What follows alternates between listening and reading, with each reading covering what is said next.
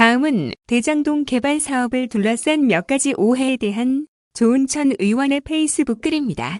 며칠간 고발사주 의혹 사건으로 떠들썩하더니 순식간에 대장동 개발 사업과 화천대유에 대한 연이은 의혹 보도로 안 그래도 어질어질하던 머리가 터질 듯합니다. 5천만 원 투자해서 577억, 1000배 넘게 벌었다. 이게 말이 되느냐? 김부겸 총리도 이낙연 전 총리도 화천대유가 대장동 개발 사업에 참여해 1153배의 수익을 올린 것에 대해 상식적이지 않다고 했다. 권순일 전 대법관부터 지검장까지 화천대유의 화려한 자문담 등 자극적 제목의 기사와 주장을 며칠 접하다 보니 어느새 거대한 비리가 꿈틀대고 있는 것 아닌가 하는 의심이 국민들의 뇌리에 자리 잡게 된 것 같습니다. 저는 법조인 출신으로서 법조기자와 법조인들과의 관계에 대해 조금은 알고 있고 여당 국토위감사로서 부동산 개발 사업에 대한 기초 정도는 알고 있다고 자부하기에 제가 아는 범위 내에서 그리고 대장동 개발 사업 관련자들로부터 직간접적으로 들은 얘기들과 자료들을 종합하여 판단한 결론을 말씀드리고자 합니다. 1. 고위 법조인 커넥션에 대한 의혹. 전직 대법관, 특별검사, 검사장 등 이름만 대면 알만한 쟁쟁한 법조인들의 이름도 생소한 화천대유라는 조그만 자산관리회사의 고문 변호사를 맡고 또 많은 법조인들이 천화동인이라는 이상한 이름의 화천대유 자회사의 소유자로 이름을 올리고 있어서 법조인 커넥션이 있는 것 아니냐는 의혹을 갖고 있는 것 같습니다. 천화동인의 소유주인 변호사들은 변론으로 하고 전직 대법관, 검사장 등 이른바 전관들은 송무 사건을 수행하기보다는 고문 또는 자문 역할을 하는 것이 훨씬 후배들에게 부담을 주지 않는 것이라 여기고 실제 고문 또는 자문을 많이 맡고 있는 것이 현실인 것 같습니다. 화천대유의 대주주로 알려진 K모 부국장은 무경제지 법조팀장으로서 오랜 법조기자 경력으로 대법관부터 검사장까지도 두루 잘 알고 지내던 사이여서 화천대유를 설립한 후 전관 변호사들에게 고문 혹은 자문 역할을 부탁하는데 큰 어려움이 없을 정도의 인간관계를 형성해 왔었고 전관 출신들도 큰 부담 없이 승낙한 것 같습니다. 또한 2014년 법조팀장으로서 취재기자 및 촬영기자와 함께 이재명 당시 성남시장과 한 번 인터뷰를 한 인연으로 인하여 대장동의 대규모 사업 정보를 얻어 회사를 설립하였다거나 우선 협상 대상자로 선정되는데 도움을 받았다는 것은 그리 신빙성이 있어 보이지 않는다는 게 상식적일 것 같습니다. 당시 인터뷰 제목이 법률가에서 정치가로 여서 법조팀장이 참여한 것으로 보여지나 이 정도의 인연이 그리 크게 보이지는 않습니다. 2. 화천대유가 포함된 하나은행 컨소시엄이 최고점을 받은 이유. 성남시에서 객관적으로 평가하였을 것으로 생각됩니다만 시장에서 하는 말들을 종합하면 1. 우선 다른 컨소시엄에 비하여 하나은행 컨소시엄은 하나은행, 국민은행, 기업은행 등 우량 금융기관이 다수 참여한 점과 이 대장동 지역의 여러 종중 및 토지 소유자와 주민들에게 상업용지, 근린생활용지 및 단독주택용지를 전부 감정가격으로 저렴하게 공급하겠다라는 점을 사업계획서에 제시하였는데 이는 결국 이익을 줄여서라도 갈등 및 집단 민원 발생 소지를 원천적으로 최소화하겠다는 의지를 표명한 것으로서 사업계획 평가 점수에서 고평가를 받은 점 등이 돋보인다고 평가하는 것 같았습니다.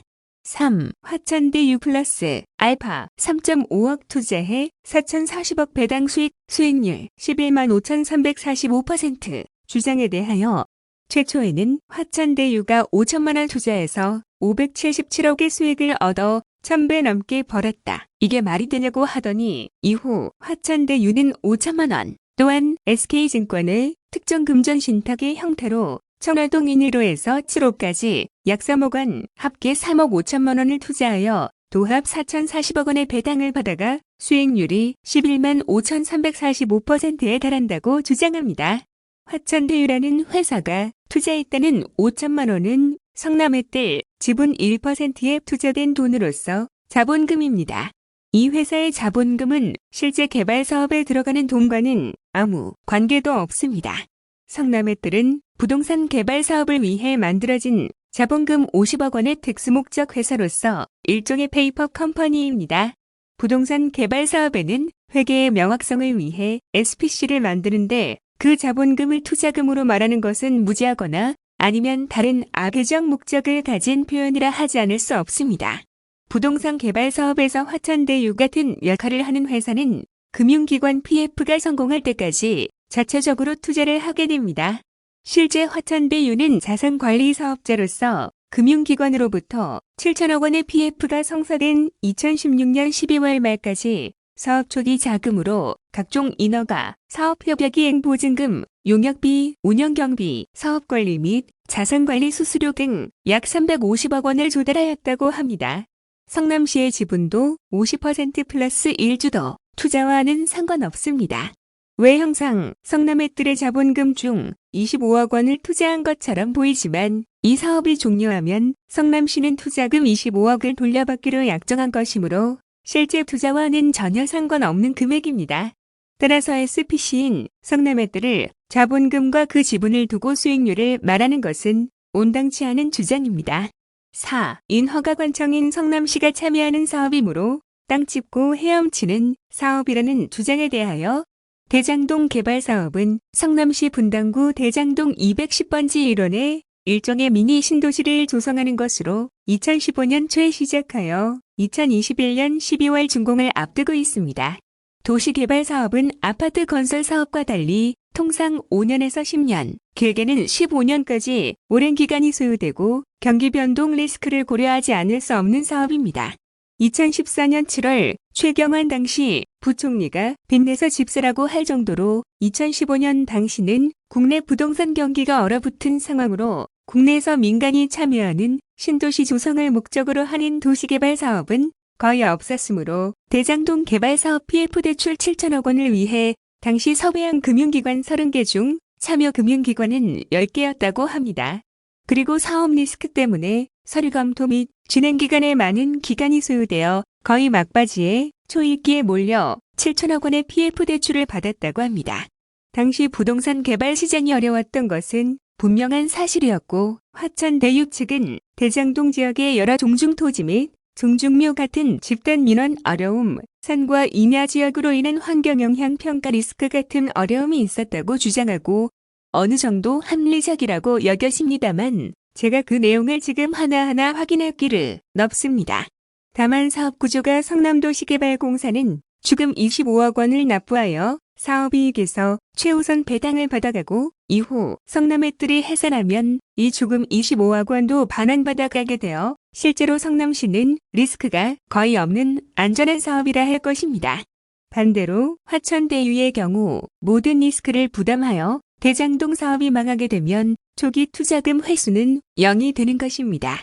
그런 의미에서 화천대유는 7% 주주이므로 리스크가 7%다라는 것은 정확한 표현이 아니며 오히려 보통주 100%를 가진 이 개발 사업의 실질 주체라고 보는 게 맞는 것 같습니다. 5. 대장동 개발 사업, 민간 사업자 수입이 과다한 이유.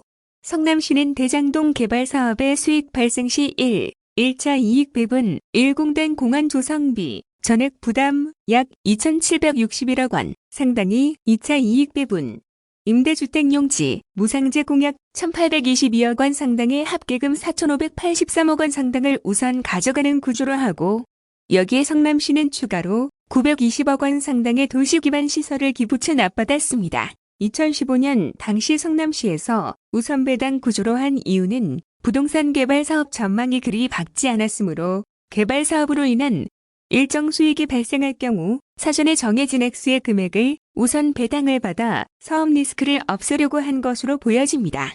성남의뜰 민간 사업자 수익 규모는 2015, 3 경사업계획서 제출 당시 총 수익 규모를 약 1,800억 원을 예상하였는데 그 후 2017년 4월 시점을 전후로 판교 지역의 주택가격이 순차적으로 급상승하여 당초 민간 사업자의 예상이익 규모보다 더 증가하게 된 것입니다. 6. 공동주택 5개 블록을 직접 매수하여 아파트 사업을 하게 된 경우 화천대유가 시세보다 훨씬 낮은 가격으로 아파트 부지를 수익 계약으로 매수하여 아파트 개발 사업을 하여 1,000억 원 이상의 수익을 얻었다. 엄청난 특혜이고 불법이다. 다른 아파트 부지는 경쟁률이 182일이었는데 화천대유는 수익 계약했다. 엄청난 이익을 챙겼다라는 주장은 사실과 다른 것으로 보여집니다.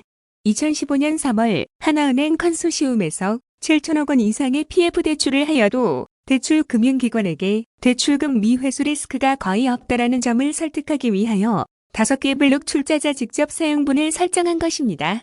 즉, 금융기관 입장에서는 향후 성남의들이 수용한 토지 중 상당 부분이 매각되지 않더라도 화천대유가 출자자 직접 사용분에 해당하는 토지 대금은 납부할 것이므로 PF 대출에 대한 리스크가 훨씬 줄어드는 효과가 있는데 실제로 2016년 12월 말경 7천억 PF 대출을 마무리할 때 출자자 직접 사용분으로 금융기관을 설득시킴으로써 PF 대출을 성사시켰다는 것입니다. 참고로 2015-3 당시 경쟁관계에 있던 메리츠증권 컨소시움은 대장동 소재 아파트 부지 전체를 출자자 직접 사용분으로 설정했다고 합니다. 2017년 개정 전 도시개발법 시행령 제57조에 의하면 전용면적 85평방미터 이하의 국민주택 규모 이하 아파트 용지는 감정평가 방식 및 추천 방식으로 공급할 수 있는데 출자자 직접 사용분은 전용면적 85평방미터 이하이므로 당연히 감정평가 방식으로 그 가격을 평가했다는 것입니다. 따라서 언론 보도와 같이 경쟁 입찰을 해야 한다는 것은 전용면적 85평방미터 이상의 아파트 용지에 해당하는 것으로서 오해에서 비롯된 주장이라 할 것입니다.